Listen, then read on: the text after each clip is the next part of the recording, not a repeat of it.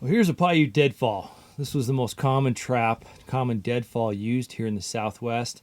Used all over Utah, Great Basin, Nevada, of course used by the Paiutes. Still used by the Hopi in some of their ceremonies and out in their cornfields for small rodents. And this trap actually shows up in Africa, in Zimbabwe. There's a variation that I've used that I really like that comes from that region, and it's a little easier to teach. So if you work a lot teaching survival, primitive skills, work with students, you know how frustrating teaching a Paiute deadfall can be sometimes compared with figure fours and other types of traps. But I'll show you a variation for teaching purposes and for use in the field that is a little easier than setting up your straightforward Paiute.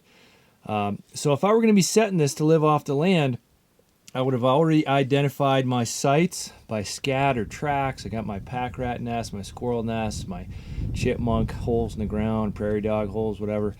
And then I'm going to set anywhere from 10 to 30 of these. You can't overdo these. So when I was living off the land for 30, 40 days at a time in younger days, and I'd go out and test my skills, I would set maybe 10 to start with the first day, and then work my way up to 20 or 30 as the week went on. It's a numbers game, so the more you have out, the better off you're going to be. So I've got my bait stick here, and you can see that's still smeared with a little prickly pear from when I was using this a few weeks ago to catch little critters. Here's my post stick, and notice it's just outside the lip of the rock. My lever stick, and then this is yucca fiber right here. Now I didn't process it, I just stripped it right off the leaf, and we'll have a couple of half hitches on there, a couple of half hitches on there. I got a little groove already scored in there. And then here's my little trigger stick. Here's a more modern version here using or modern materials, modern fiber, using 550 cord. I've used dental floss before.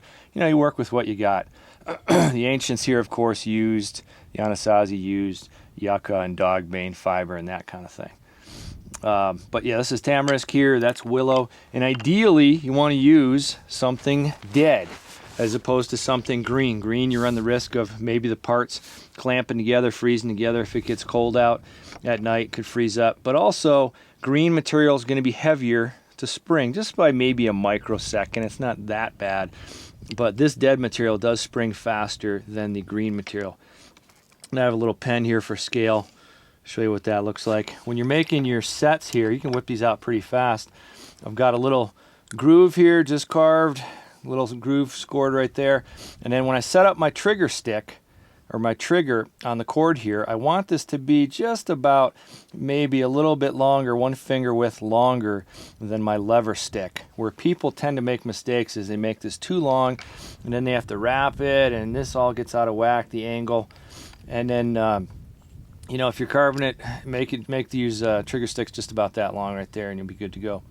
And then for my post stick, nothing fancy. Heck, you can make these with stone tools. You don't even need a knife to carve this up, which is the beauty of it. And then there it is, my trigger stick. I usually find those in the field when I'm on the trail. And then for my rock here, notice that nice slab of sandstone. That's great for when I'm setting the field, when I'm practicing. I would encourage you, and when I'm teaching with my students, I encourage you to get something like this, or use a 2x8 piece of wood to practice with, unless you like having your hand in a cast, because when you're first learning to set these, it's really tricky. You got all these working parts, and then you're in there, and boom, your hand gets smushed. So you want to watch out for that. So I'd recommend getting a little starter plank or slab of wood or sandstone like this to start with.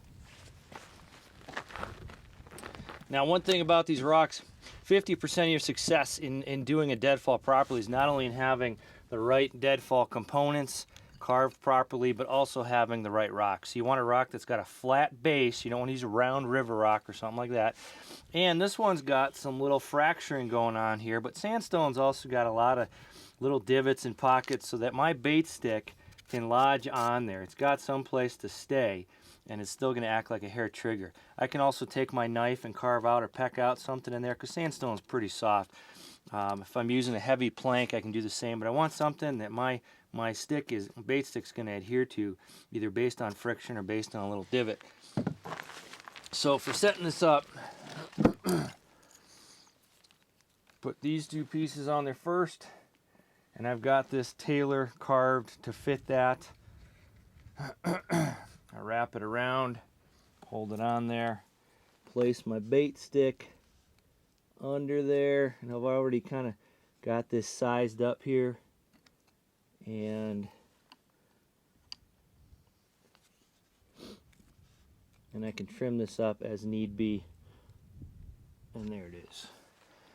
And it should be able to stay up in high wind. You don't want this thing so rickety that it's going to be like, you're just putting it up and then you're afraid to touch it. Because you want this to be able to withstand wind, and it might be standing overnight or for a day or two. So that's pretty much it. Again, I've got my bait stick tucked up under there into that little ridge I showed you earlier, and it's ready to go. And then on my bait stick, I'd place my succulent prickly pear or cactus or juniper berries or acorns or pine nuts or something exotic from outside the area. And then I corral this off. When I set my traps, I like to have it corralled off on 3 sides, and then the entrance would be over here. So envision this all being covered with twigs and grass and branches, and then there's a little doorway, and he's got to come right in here and get his head and spine right under there before he grabs it. So I wouldn't want my doorway to be right here. I want it to be on this side.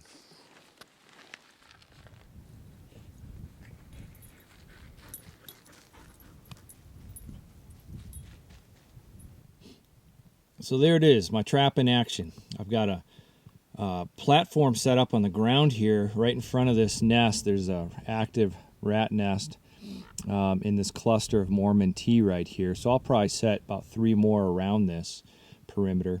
And I've got a flat base there because if I just set this on the bare ground, it's so soft right there that it may not squish that animal. I've had that happen before. You get up to your trap and you can tell the animal got hit, but it struggled, it crawled out from under there, and may or may not have died horribly somewhere else. So you want this to be a quick, humane kill, and that can be done by placing a flat rock on the base or placing your whole trap on a platform, like on a ledge or a cliff face, something like that along the rim there where you're seeing a lot of activity in terms of tracks and scat.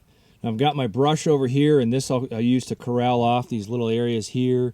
And so I've got to funnel the animal into my trap. So I'll corral off these open areas and fence in my trap. I'll put my fencing around it so that he's got to crawl in from the opposite side there, stick his head right under there, grab the bait, and bammo, he's jello or toast. So anyway, you learn how to set these. We're talking minimal effort for carving these. And for a huge return. I mean, you can live well off the land if you know how to carve and use these traps, and you have experience setting them in the field. You set 10 to 20 of these, and you're going to be eating if you have critters in the area. And again, we're talking about small game. We're not talking about elk and antelope and deer. That's great if you can get it, but in the meantime, it's the small critters that are going to feed you. Here's a view from the other end after it's been corralled in, fenced in. Got the other areas brushed out as well, so he's got to walk right in there and stick his head where I want him to.